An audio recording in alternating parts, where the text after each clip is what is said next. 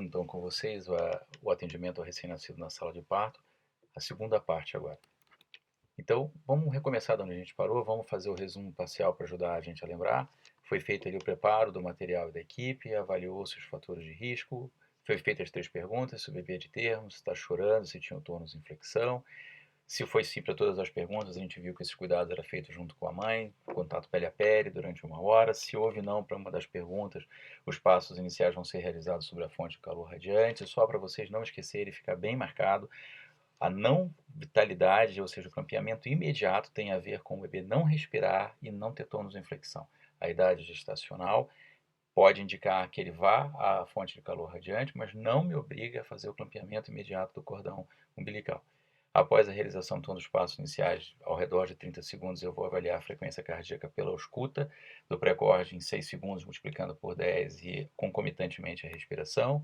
Se a frequência estiver maior que 100 a respiração presente, eu avalio a presença de desconforto respiratório. Se houver desconforto, eu considero o uso do CPAP e a monitorização de oximetria de pulso no membro superior direito. Se não houver desconforto respiratório, eu posso avaliar se ele tem condições de ficar junto da mãe. Se a frequência é abaixo de 100 e existe apneia ou apneia ou gasping, eu devo iniciar imediatamente a ventilação com pressão positiva com menos de 1 minuto de vida. Se após 30 segundos de ventilação com pressão positiva a frequência permanece abaixo de 100 e ou o bebê tem apneia ou gasping, eu devo corrigir a técnica da VPP, dando especial atenção à vedação da máscara face e devo ponderar o uso parcial do O2. E a gente viu que se a ventilação então se tornar prolongada ou ineficaz, a prolongada é acima de 2 minutos, ou se o bebê tiver indicação de massagem cardíaca, que é quando a frequência cardíaca está abaixo de 100, apesar da boa técnica da VPP, apesar de haver movimento da caixa torácica, a frequência cardíaca permanece abaixo de 60, eu teria indicação então de considerar e realizar a intubação orotraqueal, que é o objeto da onde a gente deve continuar nessa aula especificamente. Então, a intubação orotraqueal na sala de parto vão ter algumas indicações. Uma delas é a hérnia diafragmática com necessidade de ventilação. Então, pela diretriz brasileira, se o bebê tem hérnia diafragmática com diagnóstico pré-natal, é dificílimo você fazer o diagnóstico na sala de parto, lembrando que você tem 1 minuto para decidir entre começar ou não começar a ventilação com pressão positiva. Então, sendo realista com vocês, ou eu tenho esse diagnóstico, ou ele vai ficar para depois, uma suspeita, mas eu já tomei as providências necessárias. Então, se eu sei, pelo diagnóstico pré-natal, que ele tem hérnia diafragmática, existe uma contraindicação de eu ventilar com balão e máscara. Eu tenho que ventilar com balão e tubo. Então, se ele tiver necessidade de ventilação, ela precisa ser realizada através do tubo e não da máscara. Quando a VPP com balão mais máscara se tornou prolongada, além de 2 minutos, ou ineficaz, ou seja, não conseguiu subir a frequência cardíaca acima de 100, ou quando eu tenho indicação de massagem cardíaca, que é quando a frequência cardíaca permanece abaixo de 60, após pelo menos 30 segundos de ventilação com pressão positiva, com técnica correta. Então, eu ventilei, corrigi a técnica e não houve melhora da frequência cardíaca, ela continuou abaixo de 60, isso indica massagem cardíaca, que no caso do recém-nascido, eu pretendo que eu entubar primeiro. A hérnia diafragmática, rapidamente, só para lembrar vocês, é esta situação aqui. Então eu tenho todas as alças, o estômago dentro do tórax. Se eu ventilar ali com balão e máscara, eu vou piorar muito mais isso. Então, na hérnia diafragmática com indicação de ventilação com pressão positiva, é feita a intubação orotraqueal e a ventilação é feita direta com balão e tubo. É uma das poucas, se não a única indicação que eu conheço que você vai intubar o paciente sem pré-ventilar ele com uma ventilação com balão e máscara. Hoje, na época do Covid, alguns protocolos estão um pouquinho diferentes, mas essa é uma situação de exceção sempre. Lembrar que a intubação orotraqueal eu tenho que limitar em 30 segundos. Ela é possível sim de uma série de efeitos colaterais, não só de trauma como de hipoxemia. E eu sempre, com exceção da hérnia diafragmática, devo fazer uma ventilação com balão e máscara antes de uma nova tentativa e mesmo antes de eu tentar fazer a primeira tentativa. Isso aqui a gente vai ver melhor no centro de simulação, mas fundamental é que nunca o movimento pode ser de baixo. Toda vez que o laringo vier na minha direção, a técnica está ruim. Eu preciso que esse laringo vá para longe da boca do paciente, vá para longe. Se eu trouxe o laringo na minha direção, eu estou basculando e a minha técnica está ruim. Esta é a posição correta. O laringo tem que se afastar do paciente e não vir na minha direção. Uma possibilidade que na ANEL também é possível é usar a intubação supraglótica. No caso, a máscara laríngea é o que a gente tem. problemas que na ANEEL, embora já tenha no Brasil instituições como a Unicamp e a Universidade Federal do Recife fazendo isso de rotina e publicando trabalho, é que em bebês pequenos, principalmente nos abaixo de 2,5 kg, você não tem material adequado para fazer essa intubação supraglótica. Mas ela seria sim possível e poderia resolver uma intubação difícil e te faria não perder tanto tempo tentando intubar. Isso aqui também eu vou passar rápido com vocês, na Centro de Simulação a gente vai falar um pouquinho melhor, mas basicamente o tamanho das cânulas em recém-nascidos são 3. 2,5, 3 e 3,5. A 4 raramente a gente utiliza. Isso aqui é para estar em todas as salas de reanimação, isso é para estar colado lá, e como em qualquer emergência eu não vou ter peso, não tem tempo de você pesar o paciente, com um minuto eu estava ventilando, o meu peso é estimado. Então, se um bebê é menor que 28 semanas, ele é abaixo de 1 kg. Se ele tem entre 28 e 34, o peso estimado é entre 1 e 2 kg. Entre 34 e 38, de 2 a 3 kg. E maior que 38, ele tem um peso superior a 3 kg. A cânula vai ser 2,5, 3 e 3,5 até mais para frente. E as lâminas do laríngeo são sempre retas, até 2 anos de idade é sempre reta. E vai ser a 0,0 para os abaixo de 1 kg, a 0 para bebês ali até 2 kg. E depois já é a lâmina 1. Os tubos, então, aqui vocês estão vendo os tubos em tamanhos diferentes, tá? Normalmente o tamanho do tubo vem escrito ali pela lateral, então aqui um tubo 2,5, um tubo 3, um tubo 3,5 e um tubo 4, ok? Esse tubo se refere, essa medida se refere ao diâmetro externo e os tubos de boa qualidade têm isso aqui, que são os chamados marcadores de corda vocal. Para que serve isso? Essa ponteira preta ali, quando eu estiver intubando e visualizando, a corda vocal vai ficar, sumiu esse pretinho, eu paro de introduzir. Então, só isso aqui é o que fica para baixo da corda vocal. Existe ali a maneira da gente colocar o tubo em relação ao lábio. Isso aqui eu também vou explicar melhor para vocês lá no centro de simulação. Na ANEEL, a fórmula mágica ali é o peso mais 6 e existe isso aqui que também vai estar colado na sala de parto, que é uma medida um pouquinho diferenciada, mas mais precisa, onde eu coloco que um bebê de 34 semanas eu coloco em 7,5 centímetros na rima labial, o de 35 a 37, 8, o de 38 a 40, 8,5 e mais de 41 semanas ou mais, em torno de 9 centímetros na rima labial. Intubação traqueal, então, a confirmação do sucesso é a confirmação de sucesso da intubação. A cânula está na traqueia. Se eu tiver um detector colorimétrico de CO2 ou capnógrafo, é o meu padrão ouro. Não é a nossa realidade no nosso meio. A expansão torácica tem que estar presente bilateralmente, mesmo que eu esteja com detector colorimétrico de CO2, que é mais possível no caso do recém-nascido. Ele não vai me dizer se ele está simétrico, se ele está seletivo ou não, então eu tenho que ver simetria, expansão bilateral, e tenho que ver a entrada de ar presente nas duas regiões supraxilares e ausente ou bem diminuída na região epigástrica. Na falta de confirmação da posição correta do balão e cânula, retirar, iniciar a VPP e fazer uma nova tentativa depois. Lembrando a vocês que o sinal clínico que vai ser decisivo é a frequência cardíaca. Se eu tinha um bebê que estava bradicárdio e que, já que essa é uma das principais indicações de eu fazer intubação, né, a VPP ineficaz, não subiu a frequência de 100, ou ela estava abaixo de 60 e eu indiquei para começar a compressão cardíaca, eu intubo, ventilo, essa frequência cardíaca sobe, esse bebê está intubado. Né? Então, quando não há melhora da frequência cardíaca relativamente rápido, vai me surgir a dúvida se eu realmente tive sucesso na minha intubação, e aí eu vou proceder, obviamente, vou ter que me basear exclusivamente nesses parâmetros clínicos.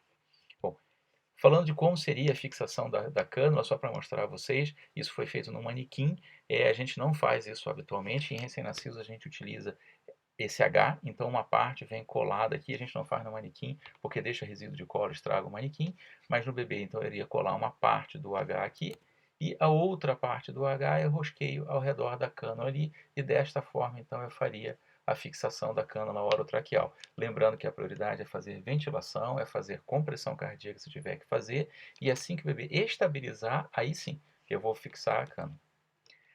Em relação à massagem cardíaca externa, se vocês forem lá para a diretriz, vocês vão ver lá no capítulo de massagem cardíaca externa que é bem claro, né, que as compressões só devem ser iniciadas quando a expansão e a ventilação pulmonar estiverem bem estabelecidas. Assim, na prática clínica, a massagem cardíaca é iniciada se a frequência cardíaca estiver menor que 100 após 30 segundos de VPP com técnica adequada por meio de cânula traqueal e o uso de O2 de 60% a 100%, ou seja, Se eu intubei um bebê para fazer massagem cardíaca, eu intubo, me certifico da posição da cânula, ventilo por 30 segundos, com uma fração de O2 entre 60 e 100. Se quiserem guardar 100, está ótimo, no algoritmo o que aparece isso é 100. Mas eu não começo as compressões de imediato. Eu ainda assim eu ventilo um pouco mais esse paciente, e aí se mesmo com balão tube O2 a 100%, a frequência está abaixo de 60, eu vou iniciar as compressões cardíacas efetivamente. Bom, então indicação de ventilação de massagem cardíaca é a VPP, com frequência cardíaca após, menor que 60, após 30 segundos de VPP, com balão, cânula e uma concentração de oxigênio entre 60 e 100. Veja que eu indico a massagem cardíaca já lá atrás, só para não dar confusão na cabeça de vocês. Quando eu estou com balão e máscara e a frequência ficou abaixo de 60, eu indico massagem cardíaca. Só que eu não começo efetivamente, eu intubo primeiro o paciente. Depois que eu intubei, fiz ventilação por 30 segundos com balão, tubo e o O2 a 60, a 100%, aí sim, se a frequência estiver abaixo de 60, eu finalmente inicio as compressões cardíacas. Ou seja, vocês viram que o tempo inteiro eu estou priorizando a ventilação por tudo aquilo que a gente explicou da fisiologia do recém-nascido na sala de parto. Bom, compressão cardíaca eu devo comprimir a maior parte possível do miocárdio, e essa maior porção está no tal terço inferior do externo, que se localiza ali abaixo da linha intermamilar e acima do apêndice tifoide. Olhando ali no bebê verdadeiro é isso, né? Eu vou pegar a linha intermamilar e se eu posicionar meus dedos logo abaixo, eu já estou no chamado terço inferior do externo. As compressões cardíacas, isso aqui obviamente é de um adulto, mas não muda. Na minha compressão eu estou fazendo assístole, por isso que é importante eu estar comprimindo onde tem a maior porção de miocárdio.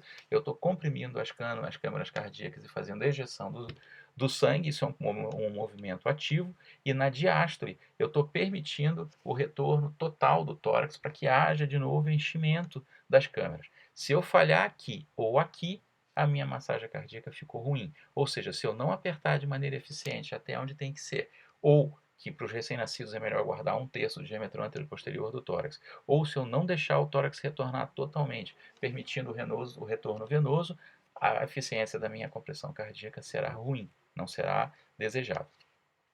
Voltando lá para o nosso algoritmo, então a frequência era abaixo de 100, eu fiz ventilação com balão e máscara, revi técnica, aumentei a fração esperada de O2, a frequência estava abaixo de 60, eu fiz intubação, devo iniciar a massagem cardíaca, que é sempre sincronizada, isso é outra diferença entre recém-nascidos e crianças, né, fora da sala de parto, é 3 para 1, mesmo com ele intubado, o O2 já a 100% e colocar, obviamente, o monitor de frequência cardíaca, caso eu não tenha feito ainda, e já devo começar a considerar o cateterismo venoso, porque se logo depois ele não melhorar, eu já tenho indicação de fazer droga.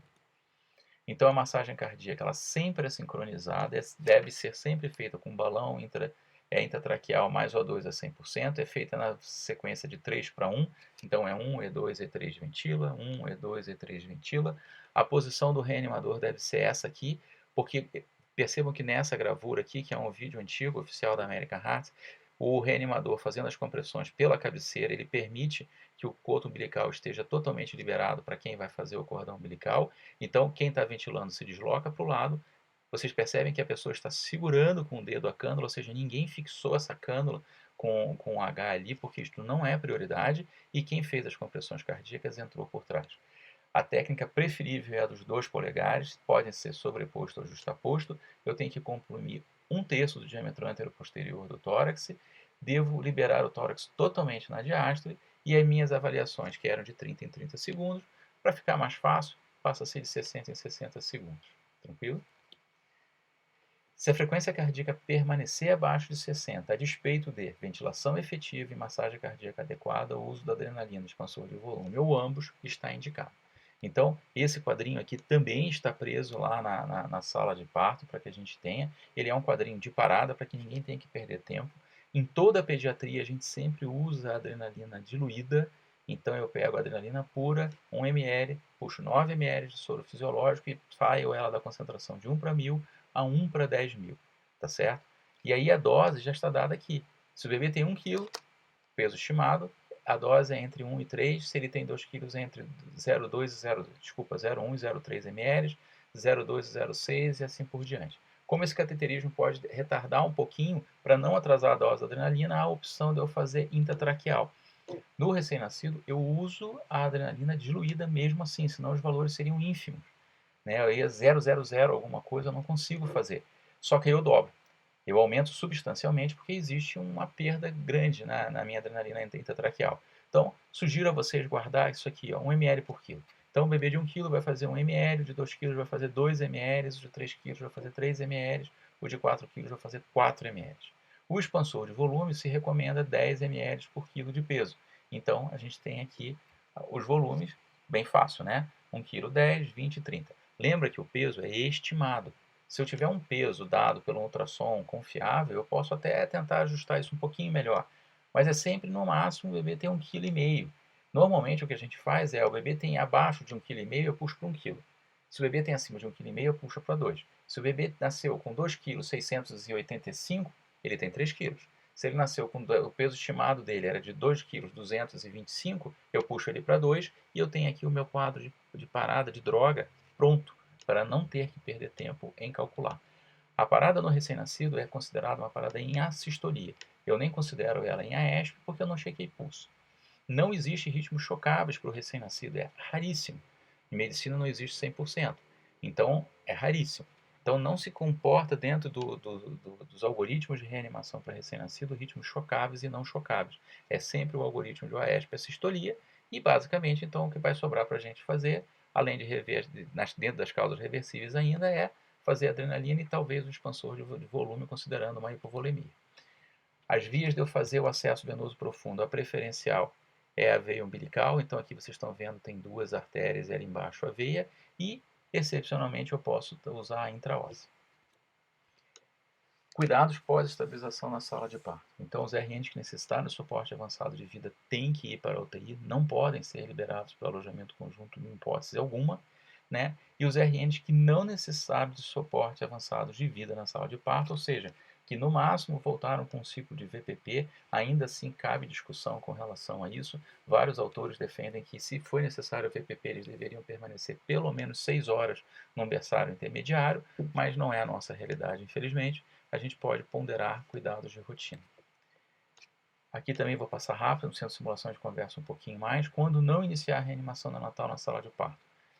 Pelo que está posto hoje, em raríssimas situações, basicamente aquelas situações onde tem um diagnóstico confiável e firmado de uma patologia de péssimo prognóstico, onde isso foi conversado com os pais, onde isso foi conversado com a equipe, onde isso está relatado em prontuário e embasado por um conselho de ética da instituição, você pode ponderar, se esse for o desejo dos pais, de fazer cuidados paliativos. Então não é não fazer nada, é você mudar o seu foco e, em vez de você fazer um suporte avançado de vida, você faz um cuidado paliativo, onde você vai prover conforto e segurança para o paciente e para a família, mas não vai iniciar o suporte avançado de vida. Quando parar a reanimação neonatal? A gente sabe que não existe um número mágico. Na ANEL, isso talvez mude em novembro de 2020, está havendo alguns trabalhos nesse sentido, mas hoje ainda no algoritmo, nas diretrizes válidas, se diz que após 10 minutos de assistolia, particularmente se essa assistolia foi desde a hora do nascimento, então na diretriz vocês vão ver lá que está escrito que o ápiga foi 0, 0 e 0, ou seja, 0 com 1 minuto, 0 com 5 minutos e 0 com 10 minutos, que eu devo começar a ponderar fortemente suspender os esforços de reanimação. Os trabalhos que existem são pouquíssimos, mas 2 trabalhos pelo menos são muito bem feitos e são retrospectivos, apesar disso. Então eles têm pouca potência, mas eles mostram que o resultado após esses 10 minutos de assistolia são muito, muito, muito ruins em termos de prognóstico neurológico. A maioria absoluta dessas crianças vão a óbito no máximo em uma semana dentro da UTI, e como são trabalhos retrospectivos, os que raramente tiveram alta dependente de ventilação mecânica, com um impacto negativo na função cognitiva muito importante. Então, claro que não é uma coisa definitiva, é uma decisão para ser tomada em equipe, caso a caso, mas quando eu tenho 10 minutos de assistolia, particularmente se for desde o nascimento, o líder da equipe ou a equipe deve começar a ponderar de suspender os cuidados de reanimação avançada. Bom, gente, eu acho que era basicamente isso. Nessas 2 aulas aí, uma deu um pouquinho menos de 30 minutos, a outra em torno de 30 minutos, eu acho que menos um pouquinho. Só para terminar de novo com os slides para vocês, lembrando que o primeiro dia da nossa vida, na verdade, é talvez o mais perigoso. Muito obrigado.